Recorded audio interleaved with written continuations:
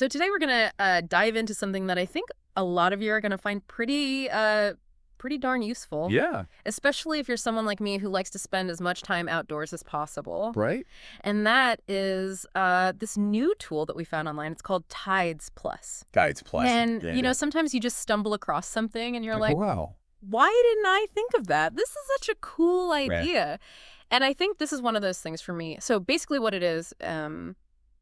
Well, I think what's so cool about this, right off the bat, is the problem it solves. Yeah. Like, think about anytime you want to plan a day of fishing, a hike on the coast, even just a beach day. Right. You probably got like 5 tabs open on your browser. Oh, my God. Yeah. You got weather.com, you got tides.com. NOAA. NOAA. You got USGS if you're near a river. Right. Yeah. It's like all these different things. It's like you're a digital detective. Exactly. Just trying to like figure this all out. Yeah. And that's where TidesPlus comes in. Right. But it's just such a simple, elegant idea. Yeah. It brings all this information together, weather predictions, tide times, Wave heights, river flows. It's all right there on one page. In one spot. Yeah. And it's even on a timeline. On a timeline. So you can actually see how it all lines up together. Coordinated. Yeah. It's awesome. And getting to it is super simple. You just go to TidesPlus.com. That's it. Yeah. And you can just click right on the Google map to bring up the page for any location. Pretty much anywhere you want to go. Yeah. Yeah. So behind the scenes, this thing is really tapping into some pretty serious data. Oh, yeah. I mean, they're getting this information from NOAA, the National Oceanic and Atmospheric Administration. USGS, the U.S. Geological Survey. They got the National Weather Service in there. Yeah. And even some private data providers. Private data providers. It's impressive. Yeah, it is. And it's all processed in real time. Real time. Which is pretty amazing. So you might notice a little bit of a pause when the page first loads because it's gathering all this information. Right. But I think that's a small price to pay for having all this... Yeah, it's worth it. Up-to-the-minute info. Up-to-the-minute info. Yeah. Okay. So when you first land on the page... there's a lot going on. There's a lot going on. You're not wrong. Yeah, it can be a little bit overwhelming. A little bit overwhelming at first. But don't worry, we're going to break it all down. Step by step. Okay, so first... let's just start by orienting ourselves to what we see. Right at the top, you're going to see this timeline that stretches from left to right. And this gives you the forecast data extending out over several days. Several days, yeah. And there's this red vertical line moving across the timeline. Yeah. And that indicates the current time. Oh, that's handy. Yeah. So you always know exactly where you are right. in the forecast. Okay. And then, to give you a quick visual cue for day and night, you'll see these alternating vertical bands of dark and white. So the dark sections are nighttime, obviously. Right. And the white sections are daytime. Makes sense. Yeah. Pretty straightforward. Yep. And then below that timeline, on the top half of the screen, you'll see these color-coded markers. Oh, yeah. Like little dots, green, yellow, and red. And these represent precipitation, wind, and wave conditions. Oh, wow. So it's like a quick glance, you can see what's going on. Exactly. Yeah. Yeah. And the colors are really intuitive. Yeah. Green generally means things are pretty calm. Calm and comfortable. Yeah. Yeah, you're good to go. Yellow. A little more caution. Yeah, things might be getting a little dicey. Yeah. And then red is like, whoo. Red means danger. Yeah, you might want to rethink your plans. Yeah. Or maybe you're like a super experienced adventurer and you're like, bring it on. Yeah, bring it on. I can handle this. Right. But yeah, so that's kind of like your first level. First glance. Yeah, of information. Okay, so now let's dive into the details of those charts. Okay. Starting with the weather chart. Okay. Right up top. This is where you're going to get all the specifics on. The nitty-gritty. Yeah, the nitty-gritty. So, precipitation and wind. You'll see the wind speed, the gust speed, the direction the wind is blowing. Precipitation chance. Precipitation chance, precipitation amount, all that good stuff. Yeah. And then if you look back to those color codes that we were just talking about, you'll see them reflected here. So yeah, like a lot of green in the wind section. Yeah. And the precipitation section. Yeah. That means like gentle breezes. Yeah. Minimal rainfall. Yeah, basically perfect conditions for a day out. Yeah, blue skies, nice. Yeah. Comfortable. Yeah. But then if you start to see a lot of red. That's when you know. Yeah, that's when you know, okay. Maybe not a good paddleboarding day. Yeah, maybe stay inside. Yeah. Okay, so right underneath the weather chart. Okay. We got the wave chart. So this one is all about Yeah, if you're into anything ocean-related, Right. this is your chart. So it shows you the swell height, Okay. which is those long rolling waves, Yeah. and then the overall wave height. Okay. And it even shows you which direction the waves are coming from with these little arrows. Oh, wow. That's neat. Yeah. I didn't know it did that. Yeah. It's pretty cool. And this is important information for a lot of different activities. Yeah. You know, whether you're into fishing, Surfing, sailing, surfing, even kayaking along the coast, you know. yeah. You really want to know what the waves are doing. For safety. Yeah, for both enjoyment and safety. So a high swell generally means you're going to have bigger, more powerful waves. Yeah, more powerful waves. Yeah. And a low swell means things are going to be pretty calm. Okay. And don't underestimate the importance of the wave direction. Right. Because that can really make a difference. affect your experience. Yeah. And your safety. Totally. And it's really cool how all these different elements work together. Yeah. You know, like they were saying in the information we were looking at. Yeah. Strong winds can make waves so much more dangerous. Yeah. Especially if you have like a high tide at the same time. Exactly. Yeah. It's like all connected. Yeah. You can see it all right there on the page. Yeah, like you can see how a storm surge might amplify an already high tide. Right. Which is super important. Yeah, for safety. Yeah, for coastal safety. Yeah. Okay, so in the upper left corner of the page, there's this box called the status box. Oh, yeah. And this is basically like your quick snapshot of what's happening right now. Right now, this second. Yeah, this second. So it shows you the precipitation, wind, and waves at the exact time that's indicated by that red vertical line on the timeline. Oh, okay. So it's like a real-time update. Real-time update. Gotcha. Yep. And as you scan across that timeline, you'll also see these general weather icons. And these give you a quick visual overview. Quick glance. Yeah, quick glance of what the conditions are expected to be at a specific day and time. So, like, I could see if the wind's going to pick up and affect my sailing trip. Exactly. Okay. Yeah, so you can tell at a glance, you know, with these color-coded markers and icons, whether like, oh, the wind might pick up later, you know, and that kind of thing. Okay, cool. Yeah. What's really cool is that TidesPlus coordinates all of this information for you.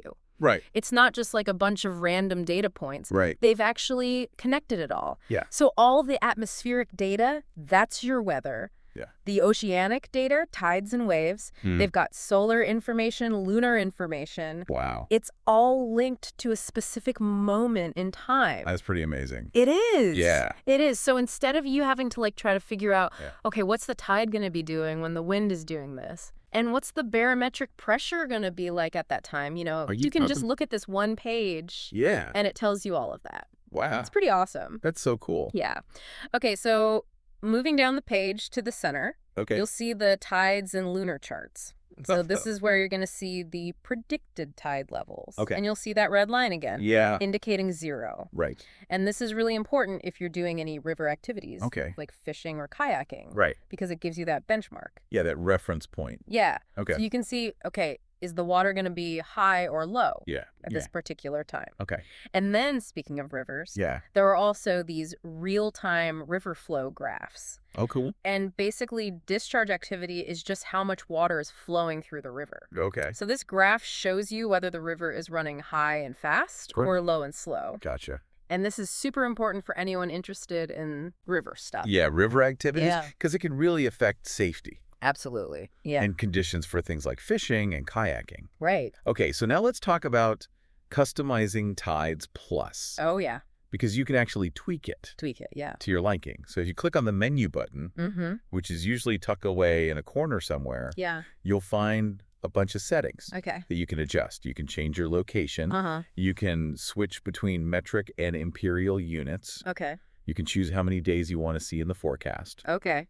And you can even specify a particular tide station. Oh, wow. Yeah. That's cool. So for setting your location, you've got a couple of options. You can just click right on the map. Okay. It's pretty intuitive. Yeah. Or you can type in a city name. Okay. Or you can even enter latitude and longitude coordinates. Wow. Yeah. So if I was trying to find a place like Springfield, would I need to type in like the state too? Yeah, you would. All because right. Springfield is a pretty common city name. Yeah. So you'd want to add the state and probably even the country to make sure you're getting the right Springfield. Right. But if it was a more unique name, like hump tulips. Yeah, hump tulips or something like that, then you could probably just... Probably just the city. Yeah, just the city. Oh, okay. And then if you're using latitude and longitude, just remember to use negative values for anything that's... South of the equator? Yeah, south of the equator or west of the prime meridian. Okay. Yeah, so it automatically picks the closest tide station for you? It does. Okay. But let's say you want to monitor a specific station. Okay. You can manually enter a tide station ID. Okay. So it's kind of like a specific address for that tide monitoring point. Gotcha. Yeah. And they mentioned in the information we were looking at that this is going to be even easier in the future.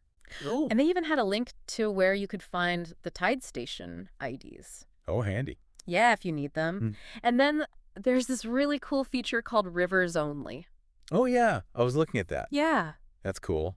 And if you select this, it will automatically pick out all the rivers in your area. Awesome. Yeah, it's pretty awesome. So for all you anglers and kayakers out there, this is a great way to just focus. Yeah, just the rivers. Yeah, on the rivers and not be distracted by all the ocean stuff. Right. Yeah. And then there's a map button. Okay. And this gives you another way to select a new location using coordinates. Okay. But it lets you add a city and state label at the top of the page, just so you know. So you don't forget where you are. Yeah, exactly. Once you've got it customized for your favorite spot, you can bookmark it. Oh, that's a good idea. Yeah, so you don't have to go through the whole process. Yeah, every single time you want to look at it. Yeah. Yeah. And then finally, once you've made all your selections, you just click the Build Page button. Okay. And it'll take a few seconds to generate your personalized forecast page. Cool. Yeah. Okay, so I think it's really helpful to see how this can be used in the real world. Right. Real life examples. Yeah. Yeah. Okay, so they were talking about Susan, who lives right by the beach. Yeah. She uses it all the time. Yeah. To plan her walks. Okay. She learned, thanks to tides, plus not to walk during super high tides with high swells. Oh, right. Because there's no beach. Yeah, there's no beach. Yeah. And it can be dangerous. Right. Yeah. So. And then her husband. Yeah. He's like a fisherman and a clammer. Okay. He's got TidesPlus open on every screen in their house. Oh, my God. I know, it's on the TV. Wow.